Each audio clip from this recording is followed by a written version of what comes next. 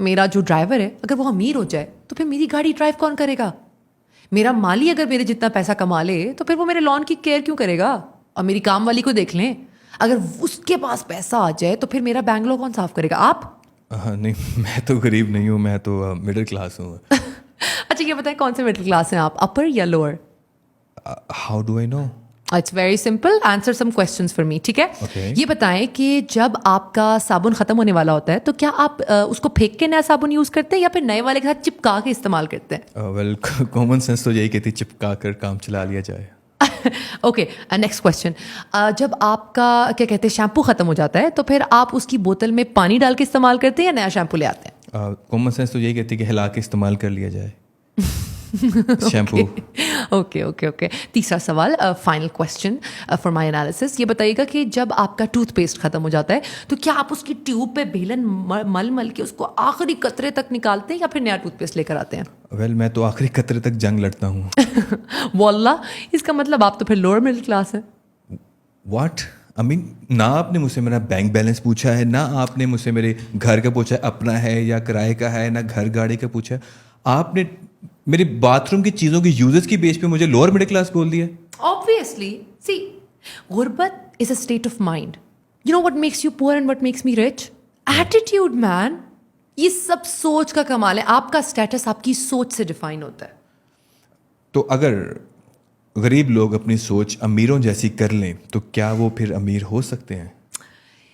Let me give you an example. اب ایک گدھا ہے، وہ کہے کہ میں آج سے شیر ہوں، کیا وہ شیر بن جائے گا اور کیا آپ اس کو شیر مان لیں گے؟ ویل ہمارے ملک میں ایک شخص ہے جس کو لوگ شیر کہتے ہیں. Please do not drag politics into this. I mean, politicians are the reason why I'm rich. آپ just answer my damn question. Definitely common sense تو یہی کہتی ہے کہ نو، میں اس کو شیر نہیں مانوں گا. گدھے کو شیر کون مانے گا؟ There you go. See, you can only fool yourself that you're rich. You're not actually rich. Okay, that's a bit rude by the way.